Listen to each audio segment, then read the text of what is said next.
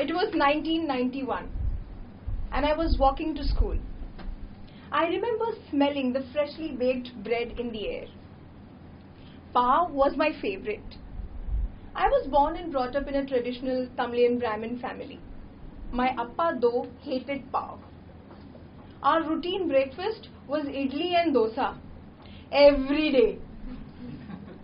Every Sunday, I saw my paternal grandma grind the idli rice, black gram, and a few fenugreek seeds with the grinding stone, called an article.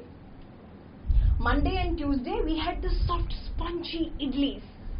Wednesday, Thursday, Friday, it was crispy ghee dosas. Saturday was round paniyarams with onions and chili.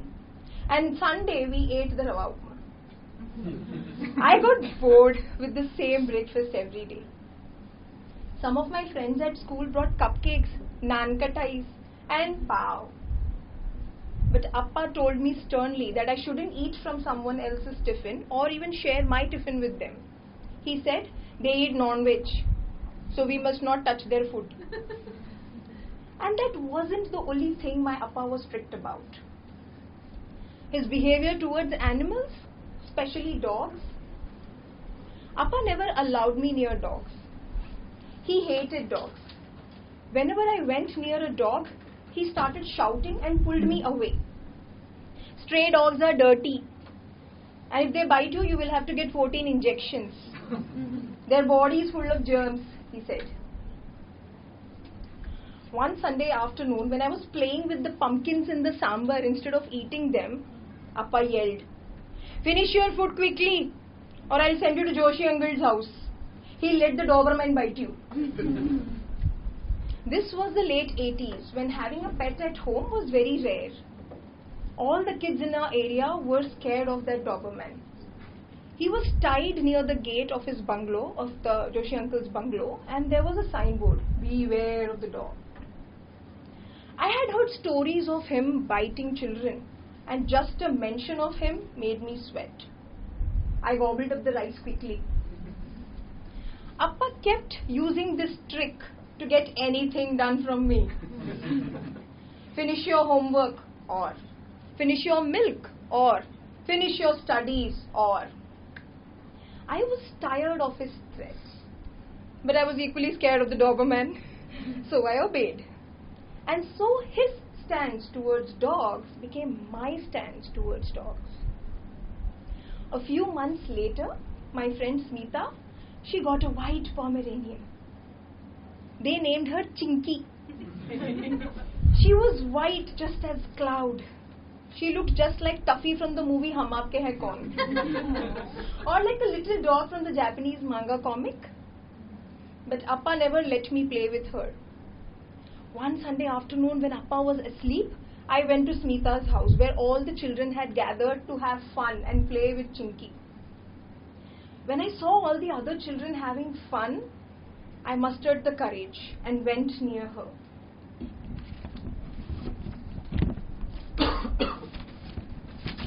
There's this thing about animals, and I'm sure many of you know this. They can sense if you're afraid of them. Maybe it's your hesitation or your body language, or maybe it's the way you smell. One moment I was playing with Chinky. I was caressing her.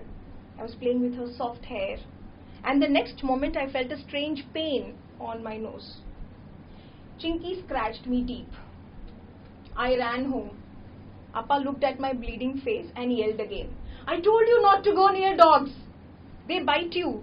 This is what happens when you don't listen to your dad." Years later, as I walked to college, as the sun was coming up, the street dogs howled and barked as I walked by. I walked swiftly, whispering Sai Baba's name. A friend had suggested to recite Sai Baba's name. She told me that it kept dogs away. So I did that. Om Sainathaya Namaha. Another friend suggested reciting the Hanuman Chalisa. This would definitely keep the dogs away, she said. Okay, let's do it. Jai Hanuman Jnana Gun Sagar, Jai Kapi Sati Lok Ujagar. But my fear persisted. no matter what mantra I said. The fear was deep down inside me. 14 years later, the children in our society decided to adopt an Indian breed puppy who was abandoned on the streets. They made a dog house with cardboard and pieces of wood, collected money to take him to the vet, and took care of him in turns. They named him Sheru. They said he had a fighter spirit. He was a lion. One Sunday afternoon, all the children gathered in our house, and my daughter Samu answered the door. A little boy asked me, Auntie, please Samruddhi ko bhejo na. We want more children to take care of Sheru. Of course, I was reluctant. But after my husband came over, I said yes. Samu was excited and scared. She was scared of him in the beginning. But within a few weeks, she was curious about Sheru. She always had a story to share about him over dinner. About the way he smiled, the way he barked, the way he wagged his tail, all of that. One day she looked at me and said, Mama, Sheru is just like you. Okay, what do you mean? I was curious now. He likes pav a lot. Yesterday he gobbled up a Laadi of pav within few minutes. Okay. The next day I was at the bakery to buy pav for myself, and Sheru popped into my mind. As I entered the society gate, I saw him galloping towards me. My pulse raced, and I ran away from him towards my building. And that's when he caught hold of my bag, and he tried to pull it. He jumped on me, pawing at my wrist, and I started shouting in terror. The watchman saw this and brought a bamboo stick and hit Sheru. He howled and ran away. On my way to my apartment, I wondered, why did these children bring him here? About 1 week later, I was returning from a storytelling show which ran late. It was nearing 12 a.m. when I reached the rickshaw stand.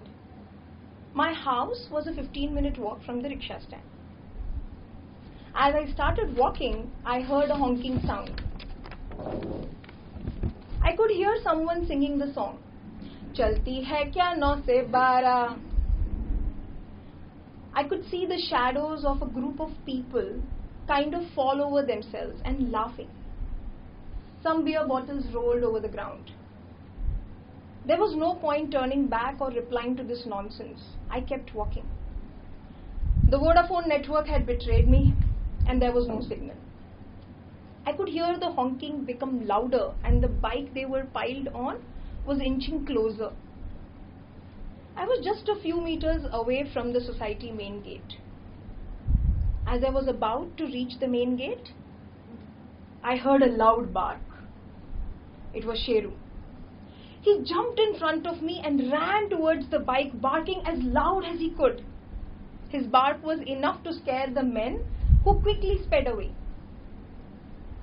I stood there watching Sheru as he trotted back towards me.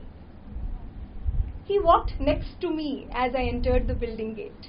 He kept looking at the main gate and then towards me, as if signaling me that it was safe and that I could go home. That night I kept thinking about Sheru and the look in his eyes. This was the first time I had looked into his eyes. And this was the first time I had ever looked into any dog's eyes. The next week I didn't see Sheru, and I heard from a neighbor that he was unwell. Street dogs always come down with some infections or illnesses. I brought a Laadi paw and went to meet him. The moment he saw me, he started wagging his tail. He didn't jump or run this time. He seemed too weak. I sat next to him and offered him his favorite pav. He refused to eat. Instead, he rested on my lap. I held and he slept. I was late for my appointment, but that didn't matter. His head melted into my leg, and the difference between him and me started to get a little less clear. A little blurry. After about a month of being sick, Sheru passed away. And when he passed, so did my fear of dogs. I heard a saying once that to truly live means letting something you don't need anymore inside you die every day. I see what that means today. Now, whenever I go to the bakery to buy pav, I buy an extra Laadi for the stray dogs in our locality. I sit with them and I tear the pav slowly and watch them eat it and pet them when they do it. I look into their eyes, and when I do, I can see my reflection in them. They are not too different from us, maybe actually a better version of us.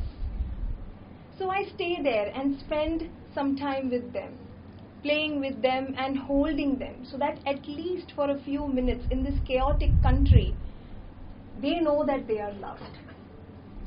And every time I see a dog, I see my Sheru in them. Thank you.